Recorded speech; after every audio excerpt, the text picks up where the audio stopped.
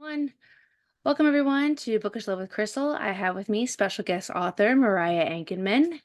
How are you? I'm doing well. How are you? I'm good. So I know I spoke before, but I would like to say this again. I am sorry we did not get you on here before the debut book, your book that just came out, Falling for You. Do you want to let everybody know a little bit about that? Yes. So Falling for You is a steamy sapphic novella. Grumpy Sunshine, their neighbors. The sunshiny one comes to the Grumpy's door because she heard noises in the attic and thinks there's a ghost up there and wants her help to go investigate. Of course, the Grump is like, there's no such thing as ghosts. It's probably a raccoon. And so they're on this whole like ghost hunting adventure together and accidents ensue. And so there's a little like Florence Nightingale-esque in there where one is taking care of the other. The Sunshine is an aerialist, which I am an amateur aerialist. I do aerialism, circus arts. I'm an aerialist as a hobby. And then the Grump is like she does maintenance, building maintenance, things like that. And she is also autistic, which I am also autistic. So a little bit of me in both characters, but it's a really fun, short read, steamy. There's a couple of steamy scenes in there if you like that. And just kind of lighthearted rom-com. Nice. So That sounds fantastic. Like, where can everybody get that? Is it strictly like available on one type of ebook platform, or is it like, It is wide. So it is everywhere except for Google Play. So it's on Kindle, it's on Nook, it's on iBooks, it's in Kobo, and so in Kobo Plus. If you have a Kobo Plus account, you can read it in Kobo Plus. nice? See, I actually talked to another author that was telling me what Kobo Plus was because I didn't even know what Kobo was until they were talking to me about it. I was like, oh, okay, well that's cool. So I had no Yeah. idea. Um, Kobo Plus is awesome because it's kind of like trying to compete with Kindle Unlimited. But the mhm. great thing about Kobo Plus is it's not exclusive. So you can put your books in Kobo Plus so people who have a subscription can read all these books for, with their subscription price in Kobo Plus. But you Mhm. can also be on all the other websites, which is amazing. All the other ebook distributors. Yeah, see that, and that's where if you're strictly with Amazon, you're stuck, at least as far Mhm. as ebooks go. Um, Yeah. so what was your very first book that you wrote and when did you write it? Well, very first book that I wrote was like in first grade was George and the Green Glob about a little kid who befriends the monster under his bed. So that was cute. But the first book I had published is Love on the Sweet Side, which is the first book in my small town cowboy romance series, the Peaktown, Colorado books. So that was the first one that got published, and that was published in 2016 with the Wild Rose Press. Nice. And so did you get a literary agent to help you with that, or did you just go for it on your own?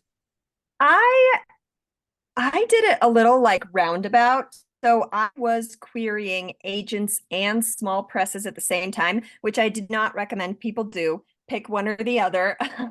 Don't do both. But I was just, I was eager and wanted to get my book out there. So I was doing literary agents and querying the small presses at the same time because you don't need a literary agent for a lot of these small presses. And I got an offer from the Wild Rose Press. And so I published 8 books with them without an agent. And then, which if you do that, if you go with a small press, I highly recommend getting the contract looked over by a lawyer at the very least. I did have someone look over my contracts.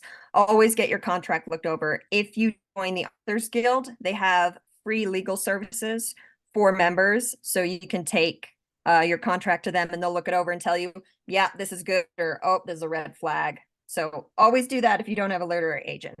And then after I published my Peaktown series and my Damon series with them, I started querying agents with new books. a new book that I had written, and then I signed with my literary agent, A. Scalzo of Spielberg Lit, and we got 6 books contracted with Entangled Publishing, Oh, and then just nice. recently branched into self-publishing this year, last year, yeah, 2023. So now I'm a hybrid author. I do trad and self-publishing. Wow, that's awesome. And that, that's actually the best advice that I've heard. Because I did have somebody on prior that had issues with a small press that actually did some damage. And they're currently doing damage control now to get their stuff out. I mean, luckily it looks like everything's going good for them now. But they end up having to like redo covers and everything like that, re-releasing. And it's hard when when I had her on, she talked about, everything she went through and was like, look, have people go over it. So I do like that you did say, and that's also because I didn't know about was it the Authors Guild? Is that what you said? Yeah, yeah, the Author Guild. Okay. So Yes. I didn't know about that. And I'm sure if I didn't know about that, plenty of other people didn't know about that. Because I Yeah.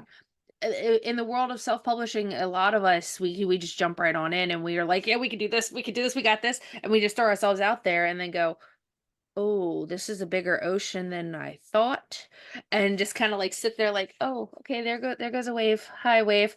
Um, now what?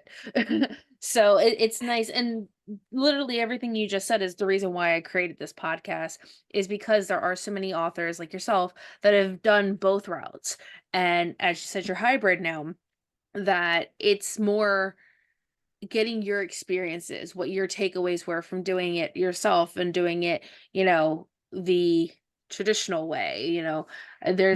there's that debate on which way is right, which way is wrong, and it's just like, why does it matter? We all want our Yeah. stories told,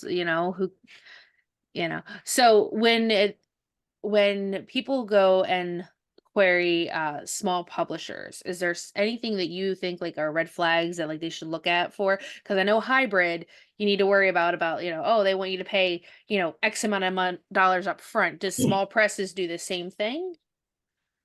No, any small press, any publisher that says, yeah, we'll publish your book. Give us money for this fee. We need a reading fee. We need you need to buy 500 copies of your book. You need to do this, you need to do that. Red flags. Absolutely not. Do not sign with them at all. If a publisher is ever asking for money from you, run away. That is a bad sign. Now, if you are hiring publishing services, like I know some small presses have branched out into having a publishing house and having publishing services. I Hmm. think even Wild Rose Press did that after I published with them. Services are different. If you can hire them for like editing, cover art, things like that, and you pay them to do that service for you, that's fine as long as you retain all of your rights. If they're like, yeah, you have to pay us for these services, and then we take, 10% of your royalty profits. Absolutely not. If you're paying them for the service, you pay, they give you the service, deal done. If they're taking any percentage of your royalties, you don't owe them money. Okay. Like you just don't. It's the same with the distribution services, like with Amazon, or if you Hmm. use like draft to digital to distribute your books to the ebook places, they take a percentage of your royalties, but you don't pay them anything. Like Yeah. you don't have to pay anything to use the draft to digital services. They just take a percentage of the royalties to distribute your books for you. Like that's the thing in publishing, money always flows towards the author. Same thing with literary agents. If a literary agent charges you any money, run the other way. The only time in publishing when you should be paying money to someone is if you are paying for a service, cover art, character art. If you're self-published and you want to do, you do editing, sensitivity reads, proofreading, marketing and advertising, paying for a service. Perfect, that's fine. If someone is getting a percentage of your royalties, you don't pay them anything. Yeah. Like big red flag. Yeah, I think they also said because I had one narrator, only one has ever been on the show, and I'm hoping to get more. But he was actually saying the same thing, that there's a royalty shares for narrators as well, where they take a percentage of the audiobook royalties until their fee is paid. And then after that, then they just kind of, you know, move on from that. And I'm just like, well, I didn't know that was a thing, you know? And so learning those things is nice. And I am, everyone that I've talked to has always said money flows to the author. You should never flow money out. So I like that it's been a consistent thing, because when I started out, I didn't know that. I almost took a book deal with two publishing houses. They were hybrid presses, and the lady was super nice, super upfront with me, and she was like, "Look," she was like, "Yes, you know, we do this," but I was like, I'm not making any money off of my books. You guys are making all the money, and I'm making like $1 per book," which was like, I was like, that doesn't make any sense to me.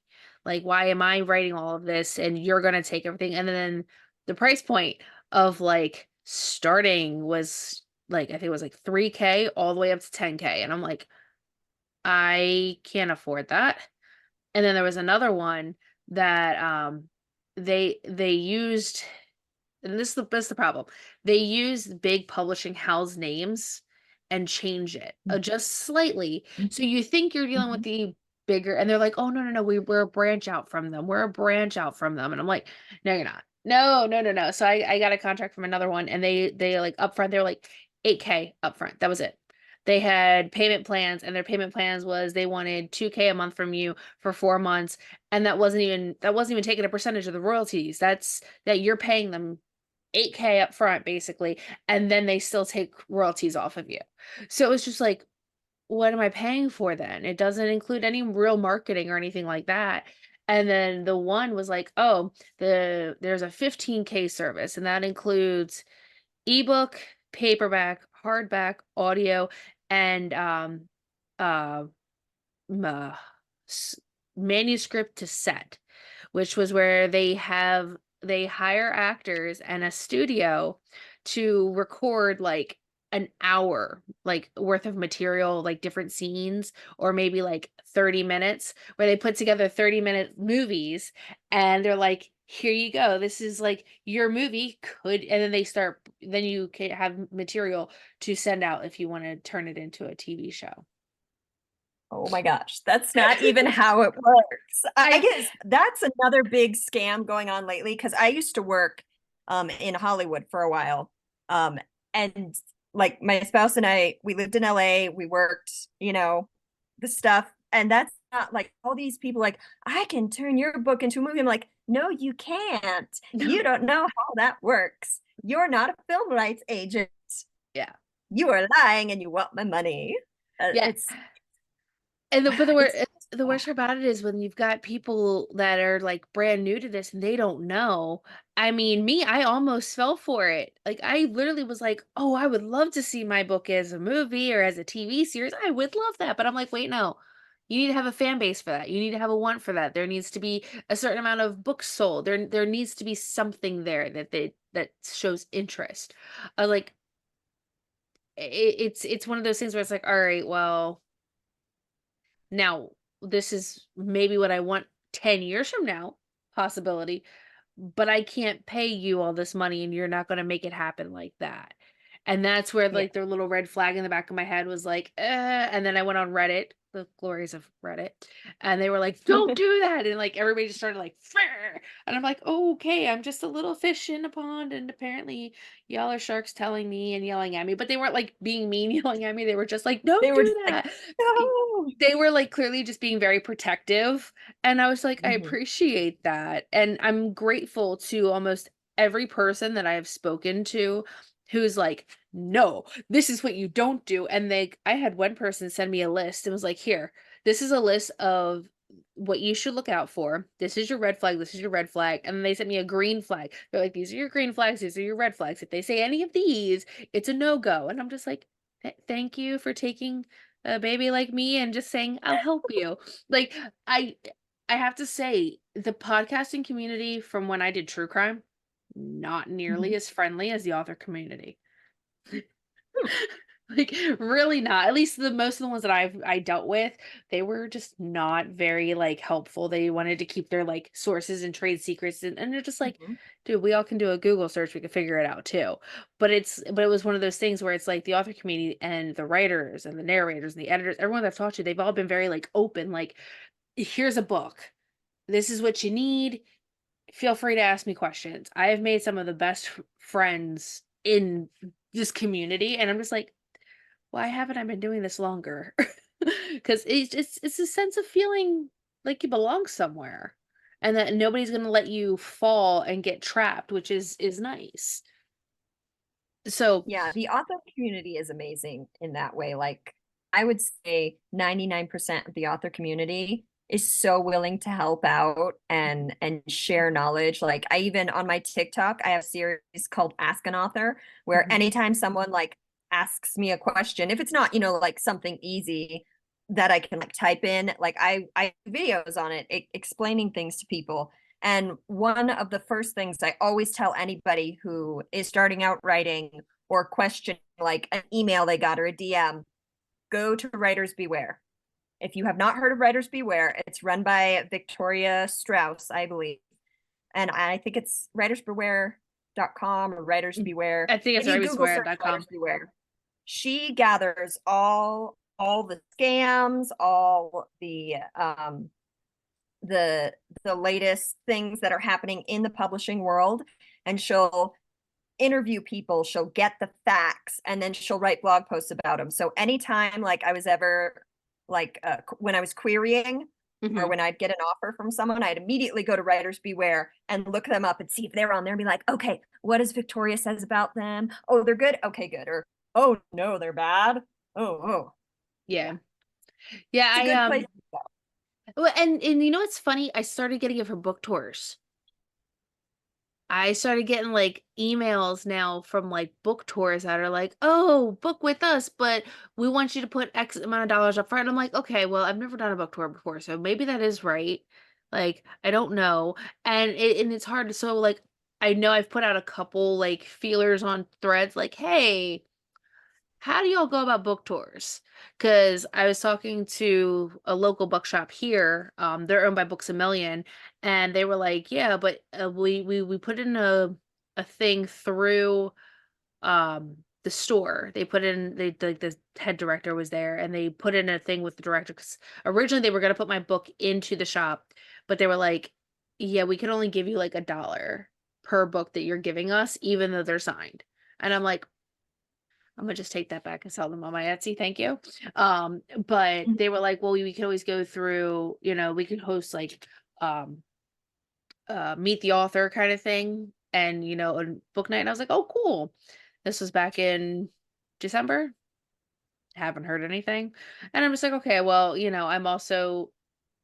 I'm using Amazon's ISBNs right now just because I didn't have the finances to get my own, Mhm. working on that one. And once I do, I'm the big packs. But also it's interesting because when you're starting out, you don't realize how many ISBNs you really need per edition. So you're just like, oh, damn. All Yep. right, well, set these Ebook, aside. paperback. Oh. Yeah. So it's like, okay, that's you buy a pack of 10 that if you got a series where it's, ebook, paperback, hardback, well, then you got at least three there that you can use. Mhm. So, and it's like, all right, well, all right, let's get the ball rolling. Let's keep going. So I noticed that a lot of people were saying like if you want to get into that, try to go with your own ISBNs and things like that. Um Mm. I also heard people say Ingram Spark. Have you ever used them? I have not used Ingram Spark yet, because, well, I'm also disabled, so I only have so many spoons a day. So uploading directly to Amazon, super simple, easy to work with. And Mhm. then for everything else, I know some people go directly to, Barnes and Noble and all the other ones. I just use Draft to Digital because I can't keep up multiple accounts. So everything else is Draft to Digital. And then you can order print books from Barnes and Noble through Draft to Digital. But Ingram Spark, I'm a little scared of. I've heard, some stories. And I know that with Ingram, like in order to be in bookstores, you have to discount it heavily and Yes, it you do. has to be returnable. Mm-hmm. But someone posted about this the other day. If you're on Ingram and you're returnable for bookstores, make it a do not send back. Because if they send the book back, you have to pay for that. Yes. So you are getting charged, as opposed Yes. to them doing the thing where they just rip off the cover and send the covers back. But it's like, oh, yeah, I also like finances are tight. So it's like Yeah. I don't want to mess with that right now. And I'm like, it's fine. Like most people buy my book in ebooks anyway. Mm-hmm. And if they want a print copy, you can get them off of Amazon or you can order directly from Barnes and Noble. They won't be in the bookstores. One day I hope to have a book in the bookstores. Yeah. I would have to get like a print deal, traditional thing for that. That's the dream one day, but yeah, right now I don't have the spoons or the finances to deal with Ingram's whole thing. Honestly, I went into Ingram to do that, and I did say yes, they recommend that you discount your book anywhere between 55% to 65%. It is insane how much they want you to do it. And they do say, like, if you want the books back, you get the books back. They don't go back to Ingram. They come to you personally. That's why they charge you the price for the books, is because they then become part of your own little personal inventory. Which, okay, they do have a deal with Target where, your book can get into Target if you use Ingram, which is kind of a dream, a little bit, just because I'm like, hey, I've got Targets around here. I just want to do one of those videos where you walk into Target, you grab your book, I'm like, oh, it's my book. Let me sign it and just put them on the shelf. I Yeah. want that, but also it's like reading it. I'm just like, oh, okay, well, that's going to be expensive. If somebody buys, 100 copies and they don't sell the way they think they were going to sell, then I'm on the hook for that. And like you said, finances are tight when you're doing stuff like this. It's just like, oh, okay, well, now what? And it puts a little bit of a damper. So, but what saved me was the fact that I had invisible text boxes in my manuscript. Still can't find them. Have no idea where they're at, how they're there. I had a friend of mine look at it who is really tech savvy, and she was like, I don't see what they're talking about. Because even Amazon said the same thing, but Amazon's like, oh, we can just bypass that because, like, we could bypass it. I'm just like, oh, okay, what did I Mhm. do wrong? But it doesn't tell you what you did wrong. Ingram is just like, oh no, fix this. And I'm like, fix what? There's nothing there. So that actually stopped me from going forward with Ingram because I couldn't figure out how the hell to fix what they wanted. So I'm just like, how can I fix something if I don't see it? And I don't see it because it's not there. And Yes. Give so me detailed instructions on what to do, yes. or I'm going to have a panic attack and freak Yeah. out. And that's Yeah. exactly what happened with me was I had a full blown like, okay, this isn't for me. I'm good. I don't need it. Not doing this. And it's just one of those things where I was like, okay, why am I doing this to myself? Why am I letting my anxiety go skyrocketing right now? I'm gonna put the pause on this and I'll come back to it later. And if it works, it works. If not, oh well. And I haven't gone back to even try to do Ingram in 2 months. I'm just like, if I want to do it, Yeah. I'll get there eventually. But so you have a couple books out with that. I saw one recently on your Instagram that's a firefighter on the front. Yes, that is my Mile High Firefighter series, um, which was a spin-off from my Mile High Happiness series, which was about wedding planners. Those books are all with Entangled. They are really fun. They're really steamy rom-coms. And it's just books about a group of firefighters, Station 42, and falling in love. They're all standalones, though, so you can read them in any order, but they're really fun and steamy. How many of them are there? There's three of the firefighter books and three of the wedding planner books. And the wedding planner books kind of have like a Golden Girl vibe because Oh, it's three perfect. roommates. Yeah, it's three roommates and they live together and they all end up, falling in love. And I love them so much. And then the first hero of Mile High Happiness, he's a firefighter. So, and he's that station's firefighter. So we get to see his buddies Oh, in the firefighter series. And the first book of the firefighter series, The Wedding Dilemma, has probably one of my favorite meat disasters ever. I call them meat disasters because they're not necessarily cute. That is my meat disaster series. The heroine is an artist and she's doing a body casting, like a chest piece body casting, but she forgot to put the oil on, so it's stuck. So she has to call the emergency line and they send firefighters over and they come over and they're firefighters. Oh, they're hot. And so they're rescuing her, and the one guy, very professional, but as he's taking it off, he gets her a towel, but of course, tiny peak girl. And so she's like, oh, he's so hot. I should bring him cookies. I should find him. She goes to her father's engagement party, meets her future stepmother and her future stepmother's son, who's the firefighter who rescued her. So her future stepmother saw the girls oh, and they have to plan an engagement party together. And, she's an artist. So there is a passion painting scene. nice. And people, if you don't know what passion painting is, it's kind of what it sounds like. Body paint, canvas. Yeah. Yes. That sounds like fun. It was a lot of fun to write. And it was actually based on a Rescue 911 episode I watched like way back in the 90s. I don't know why it popped into my head, but it was one where a woman was doing a body casting of her sister for her art class, and her sister was pregnant and she forgot the oil. So the firefighters came over and they had to, very carefully get it off. Everyone was fine, but there's a part where the mom's like, well, darn, it's too bad none of my daughters are single. Woo, firefighters. And I'm like, what if they were single? All Yeah, right, write no. that down. What's That's that all about?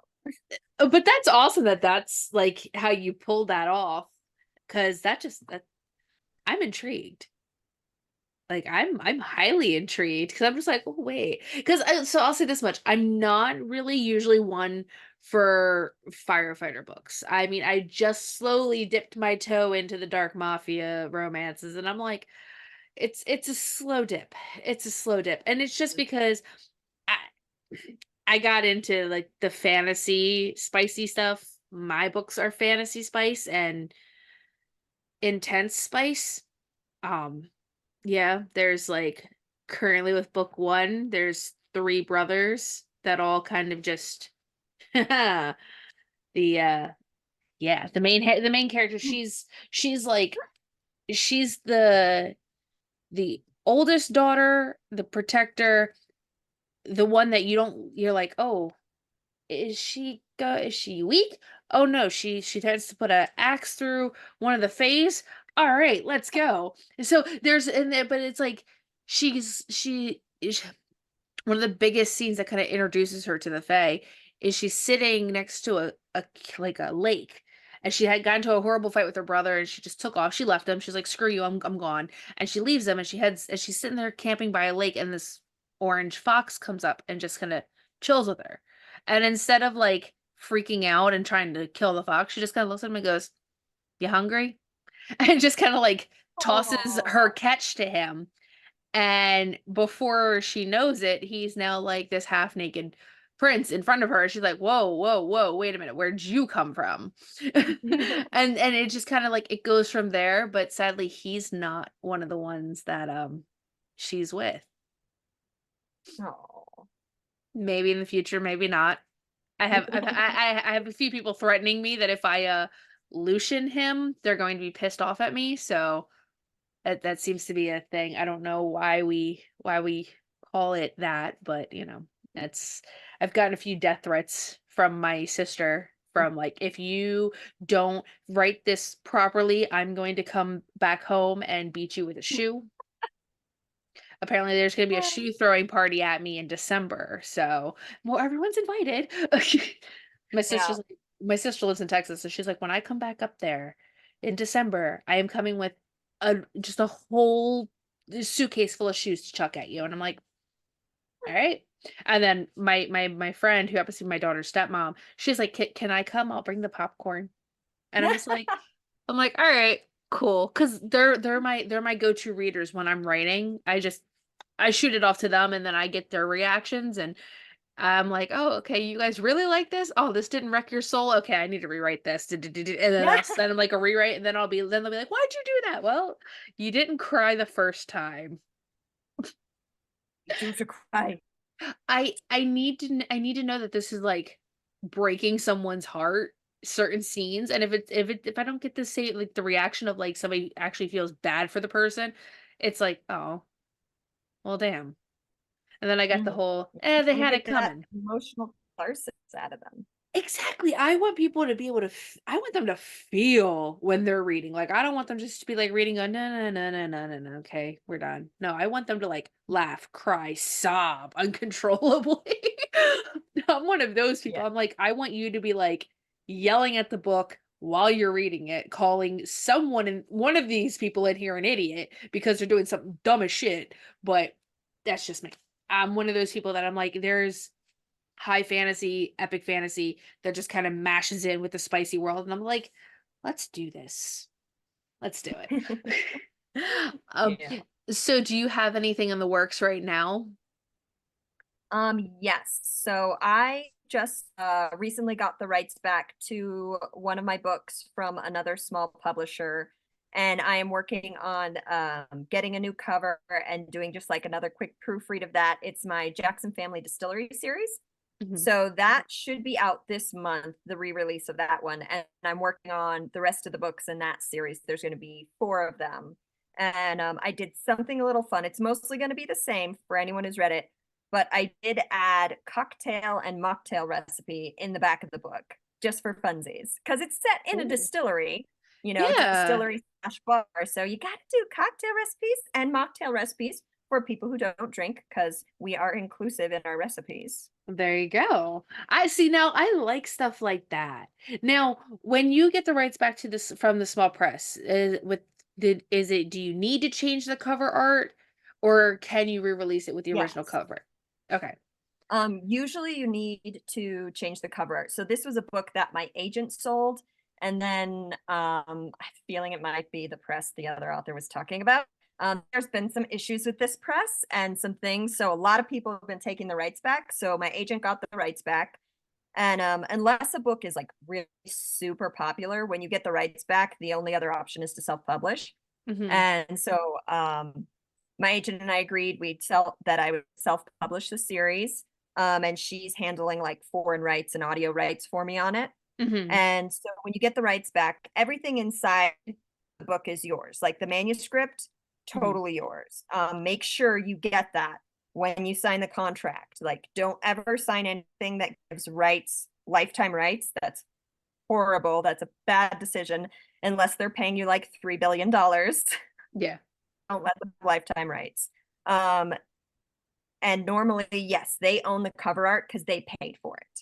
Now, if you So the paid for book is the yours. sorry. If you paid for the cover art that they use, do you still have to change it or no?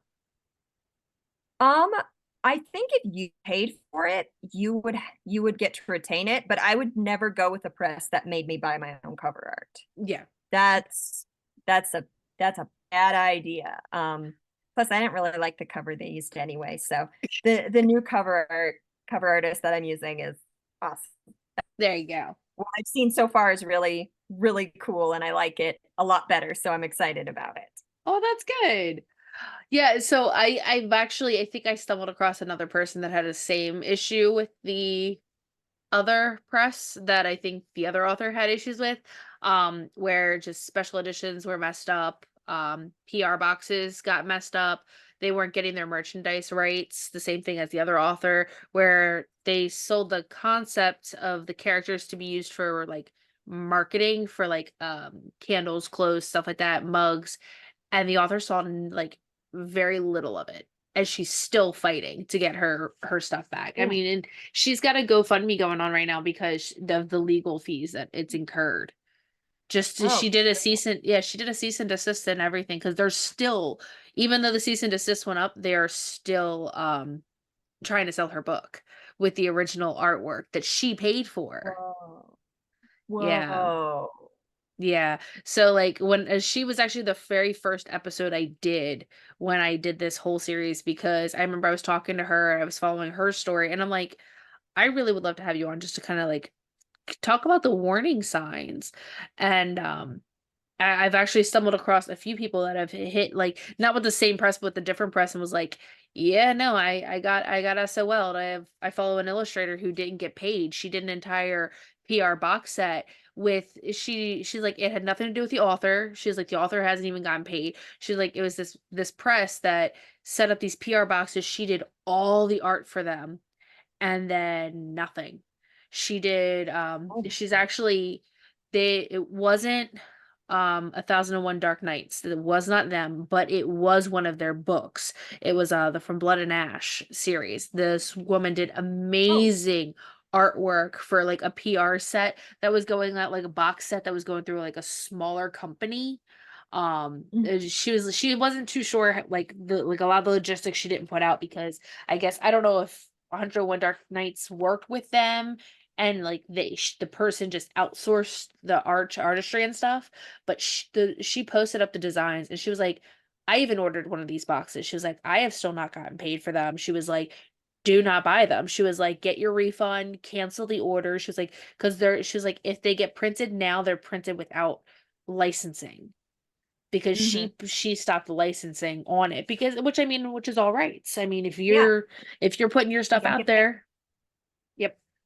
So I'm Yeah. following quite a few people that it's like, wow, okay, I am seeing a lot of red flags, and it sucks because, there's people out there that, they're in a bad spot. They start up this big thing and then go, "Oh, well, I want this." And it's just like, "Well, I can't do that." Or, they make a big order and go, "Oh, I'll pay you when all the orders come in." Like when all the pre-orders come in, it's just Mhm. like, that's not how this works. So it's Yeah. like, if you're commissioning an artist, make sure you work out with them. Like if they want 50% of their commission up front, then that's what it is. It's not, "Oh, Yeah. can I pay you when the pre-orders come in?" Yeah. But Yeah. It's yeah. And I think that's something that I think when people start up small presses, sometimes the people who start small presses are authors themselves, but they don't understand how to run a business. Because being an individual author and running your author business is so much different than running a company yes. that produces dozens or hundreds of books a year. It's an entirely different thing. You need an entirely different skill set. And some people go in with the best of intentions and end up messing up. And then there's the predatory people who just go in thinking, well, I can sucker all these dumb authors into taking all their money and stuff. And those people are gross. Yep. They prey on the hopes and dreams of us to make it big. Yes. Yeah. And that is not cool. It's really not. So I don't know if you follow it's a writers community promo page. But I had the main runner, Carice, I had her on here, and she actually put up a video about a week ago about how to identify scams that are coming through that she's been seeing. Because she was a social media marketer for uh one of the companies that she used to work for. So she's like taking her skill and promoting authors for free. And she was like, anyone that says, "Oh yeah, we'll promote your book, but you need to pay us." She was like, "No, no, no, that's a scam." She was like, "Why do you need to pay them for hitting post?" And I'm like, "Okay." And she was just like, anytime you see stuff like that, just run. She was like, anyone that's trying to make a buck off of you, run. There's a book tour on Instagram, and they do the same thing. They were like, "Oh, we want you to do our book tour, fill out all this information, and then you have to pick 3 of 5, sorry, of their book tour people. And each one has a set price for one post, reading and leaving a review, reading 3 posts and 2 reviews, and it goes up to, like, 5 things, and it starts off, I think the lowest I saw was $60 just for 1 post. and they want you to pick 3 of them, and you need to pick at least 2 services. So at the end of the day, you're looking at, I think I totaled up with just what the minimum would have been, and it would have cost me like $500-600. Ugh. And I'm just like, that's y'all are making money off of us just to because you're an influencer. Like that's not cool. That's not right for it for those of us that are sitting here putting our hearts out there, and you're taking advantage of people who really just want to be seen. Mhm. And it's hard when you're a smaller author. Like the publishers can pay these people. I know there was stuff going around on TikTok a while ago about book talkers getting like $8,000 for a post of a book. And people are like, we can't pay that. Like, No. we don't have that money. Publishers do. Like Yeah. sometimes I wonder if the popular book talk books are really popular or if the influencers have just been paid enough money to talk about them. And like whatever someone's job is, someone's hustle is, like I know that with Instagram, with TikTok, with things you can monetize your content, make Mhm. your money, do paid promotions, do paid ads, go for it. Beautiful. We love it. Get that money. Do what you need to do in this like capitalist hellscape to survive. Mhm. But if you are posting about these things and not disclosing that you're getting paid for them, Yeah. it feels like most of the really good ones I've seen, they'll say like ad or sponsors or, Mhm. whatever so and so sent me this book and I got paid to do this. Like, and then Yeah. that's cool. Like, that's fine. But like if you don't disclose that you've been paid to talk about this book, Yep. ugh, Yep. feels a little sketch. Yeah. Yeah. If it also feels a little grimy too, because I'm on the same boat as you. I'm like, well, there's so many books on that are popular on TikTok and Bookstagram and whatnot. You're just like, but how many of them were paid to become popular? How many of those reviews are true? And then also what a lot of people don't realize is that with like ARC copies, that people don't realize that if you put anywhere in a Goodreads review or an Amazon review that you're leaving this review in lieu of payment for the book, that is a red flag to Amazon, and they can actually block your account. And it's just like, oh, then you have to start all over again, and it's not fun. And I don't think people Yeah. realize that. So, You can't pay for reviews. yeah. Like it's against Amazon. Like, and the amount of people I get in my DMs being like, send me your book and $60 for a review. I'm like, okay, well, first of all, Book Funnel is $10 a month. Yep. I'm not paying $60 for one review and Mhm. giving you my book. Second of all, I can't pay for reviews. Mhm. It's against Amazon's policies, and those reviews will get taken down. So there is no point. Yeah. And then that's what, like I said, people just don't understand that. And I mean, for a while, like when I was starting out, and I didn't know. It was actually like another author that was like, "Hey, don't put your wallet away and keep it away." And that was probably the best advice that I got, was put your wallet away. If somebody's like, "Hey, do you have like book funnel? I would love to read your book." I tell everybody, I'm like, "Do you have Kindle Unlimited? Yeah, you do. There you go." Mhm. Because it's free. If they already pay for a subscription, or like you said with Kobo Plus, if they already paid for a Yeah. subscription, the books are already on there.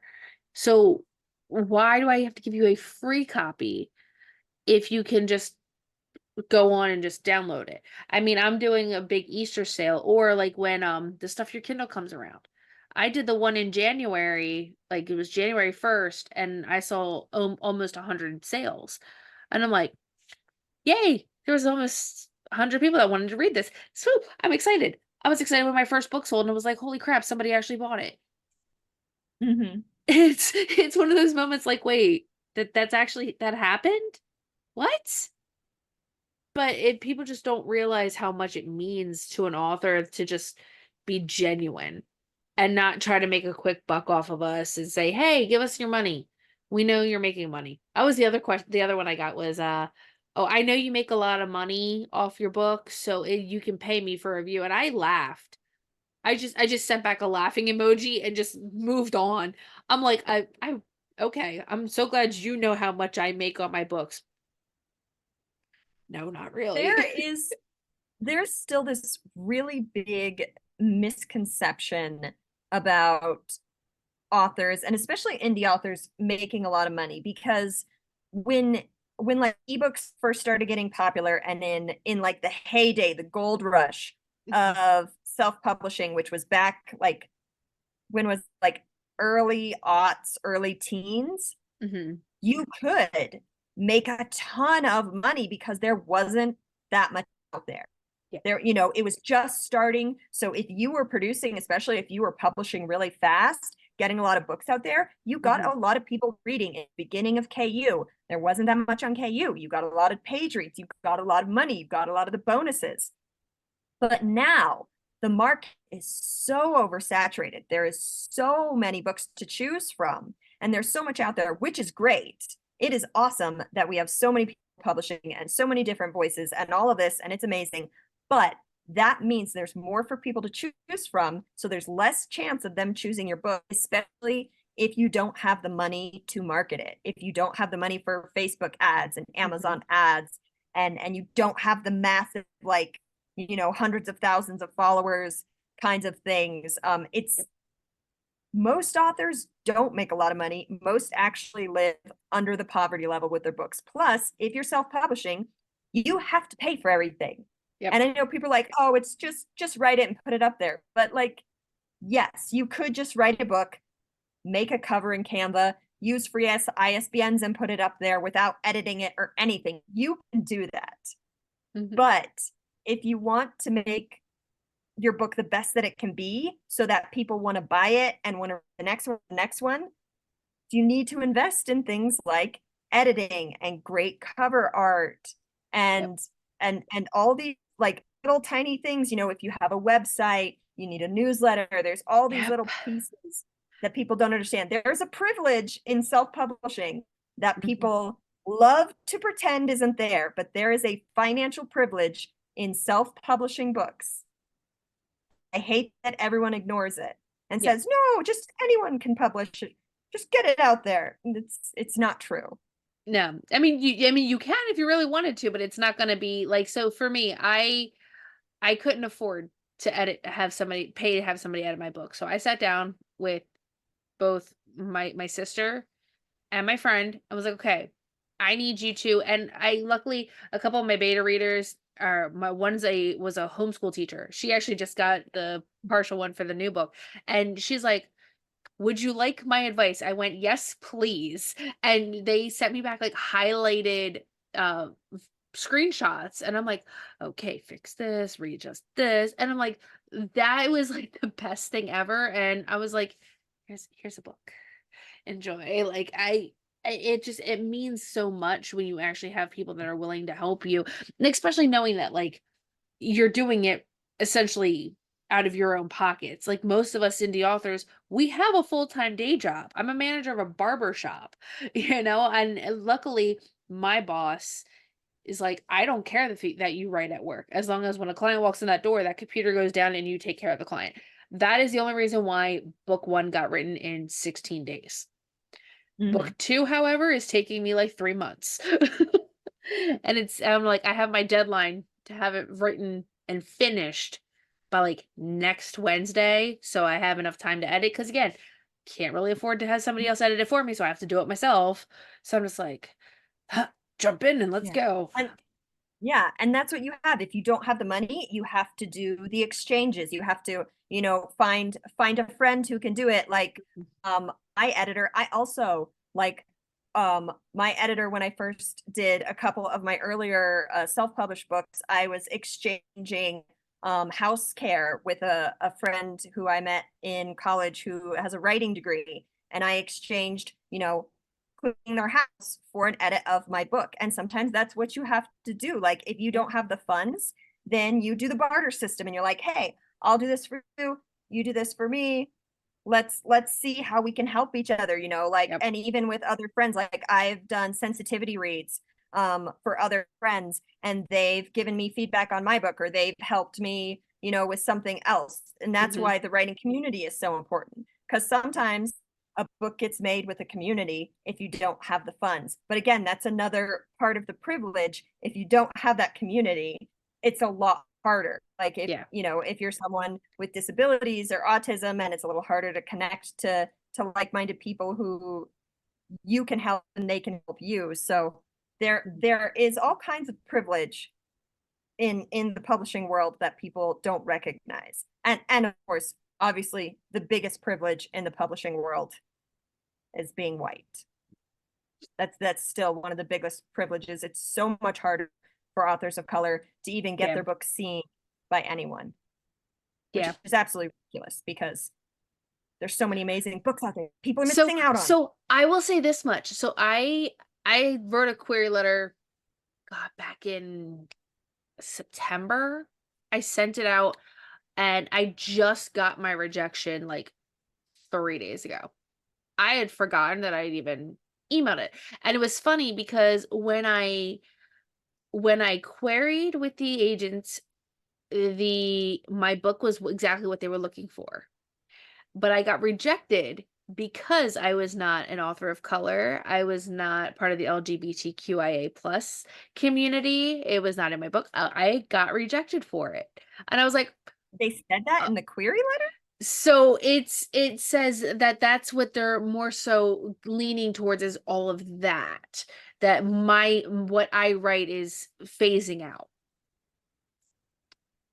That's I was like, weird. all right, well, okay, cool beans, whatever. I'm not gonna take it to heart. I mean, good. I'm glad that they're looking for more, authors of color and more of the LGBTQIA plus community. Good, How would awesome, they great. even know any of that about you? That's what weird. When the rejection includes that, I'm a little sus about that agent, because how would they know any of that identifying information They about the author? so they asked for my Instagram, my Twitter, which I have a Twitter. It's an old Twitter. I don't use it, and I didn't even bother putting it on the query letter. So I'm like, I don't use Twitter. No, I use Threads. I don't use Twitter, or X. Sorry, 'cause it's now X. But it's one of those things where it's like I'm like, okay, so you guys stalked my Instagram for a little bit and just didn't see. I mean, I also read the whole thing that white people should not be writing people of color characters. I saw that in argument before, and I'm like, but I don't want to whitewash my cast. Mhm. So I do have a couple characters I just introduced that are of color. But I was smart and I reached out to my friends that are of color. I was like, "Hey, can I send you my descriptions and like how I want these people to be represented? And can you tell me if this sounds something that like you would identify with or not?" And they said yes. They were like, "Yeah, 100% send it our way, no problem." Because I don't want to misrepresent anybody. And so if I'm going to write it, I'm going to say, "Hey, do you mind giving me some feedback?" And I got great feedback on two of the characters that get introduced. One got introduced in book one, and I actually based her and her twin sister off of the twins that are um one's white, one's African American, but they're twins. I forget their Mhm. names. I forget their names, but that's who I based the twins in my book off of because I'm like, they are twins, but they are so far different, but they're still one and the same. Like they're from the same person. So it's like I wanted people to see that within my story too, whereas like you can't judge people and you shouldn't judge people by what they look like, by how they talk, by if they can read or if they were forced into the army, because of just their stature to keep their families afloat. I wanted to keep that to like represent like, hey, you don't know what the most happiest person in the room is really thinking. Yeah. And that's Fuzzy. what I mean, why sensitivity readers are so important, especially if you are writing anywhere outside your identity. Mhm. It is so, so important to get sensitivity readers and also take classes. I've taken a number of workshops taught by authors of color. That's another thing. If you're going to want to accurately write characters of color, you need to take classes from authors of color. You can't take classes from other white authors telling you what to do. Yeah. You have to take the workshop, pay them for the education that you are going to receive. You can even get books. This is one that I love, Writing the Other, by Nisi Shaw and Cynthia Ward. And if you don't have the money to take classes, go to your local library and check out books. Mhm. Libraries are amazing, amazing. But yes, always get sensitivity reads. And again, if you can't afford to pay a sensitivity reader, maybe you work out an exchange, maybe you do some babysitting for them, or you're really great at graphics, so you make a bunch of graphics for them for their book. They do a sensitivity read for you. Yeah. Just find a way to exchange the labor of work that people are doing. Yeah. Yeah. Always make sure you give out what you're asking for. Mm-hmm. There's a lot of people that going in and expect everything for nothing. And it's like, oh, Yeah. okay, well, and like I said, well, with this, I had somebody ask me, they were like, well, what's the pay for it? I went, what? I was like, this is literally just, a way for you guys to market your books and, to market yourselves, and, give advice to others that are up and coming. I was like, I don't have a payment budget. And they're like, oh, well, then we don't want to do this then. I went, all right, cool. Move on. I have a list of people that I'm like, okay, I've reached out to you. I've sent you 2 emails. You didn't respond. You're on the list of just they applied, they didn't want to actually do it, or they applied and I didn't get back to them in their timely manner because I'm a mom of 4. We are a blended family. My youngest has autism, like I was telling you earlier, and it is what it is. He demands a lot of my time, Mm-hmm. and I'm a hands-on parent. So it's like my days, I don't have Monday through Friday and my whole weekends to give to the podcast. I'm like, hey, I'm off on Wednesdays. If I could fill you in on a day where my kids are off and I can get off myself, all right, cool, I'm in. But other than that, it's Yeah. like, yeah, here's what I got for you. These are the dates, and if it doesn't work, well, maybe we could try again. And you've been a blessing too, because I was sick a couple weeks ago. We were supposed to have this conversation weeks I'm ago, so and sorry. no, and you know what? I actually appreciate the fact that you were so understanding. You were like, I get that, because it trickled through my house. I was like, oh, With and then kids, yes. yeah, Like a and then domino effect. You're sick, well, sick, so sick, sick, sick. and it was worse because we had just got back from my sister's wedding, but we were in a different area. We were in West Virginia, and then we came back here, and I'm just like, I feel gross. I feel sick. And my kids Monday, 2 of my kids woke up with a migraine and stuffy nose, and I'm like, go away, go away. I cannot be sick this week. So Down it's in the just vitamin C. I'm like, you stay to your rooms. Here's your, your cough medicine, your, anticongestions, here's your inhalers. Stay away. Love you guys. Mm. I'll feed you soup. Like, I'm not trying to get sick. I've been sick enough because these kids come home sick because parents are like, oh, it's just a cough. Here. Meanwhile, the kid's Send them like, to school. "Meh." Yeah, you're a Schools are mom, just so a huge weekend. Germs. Yeah. yes. And then you're stuck there. Your kid comes home and they've got like snot running down their face, and you're just like, Mm. oh God, no. Yeah. You're just like, oh, Yeah. grab this disinfectant, you scan everything. It's a mess. So I thank you for, Of rescheduling with me course. and dealing with all of that. But Oh, we are actually out of time. We have been going at all this for right. a while now. I love when Time I have flies. it really does, and I like when I have these conversations and I look at the clock and go, "Oh, okay, well, we've hit the time and we went a little over," which is fantastic. I love that because I try not to put a time limit on this. But I do try to keep it within an hour confine, so I am not taking up too much time of everybody's day. So real quick, where can everybody find you?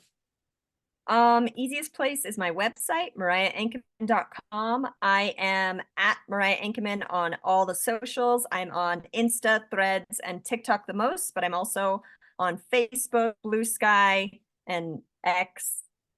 I'm not there very often anymore, but I still have an account there. But my website is the easiest place to get me. My books are everywhere. I also have some in KU, some in Kobo Plus, and more coming out this year and hopefully next year. Yeah. Awesome. Well, like always, everybody, the Mariah's all of her socials and the website will all be down in the description below. Thank you so much for coming on with me today. I greatly appreciate it. Thank you so much for having me. You're very welcome. Bye, everybody.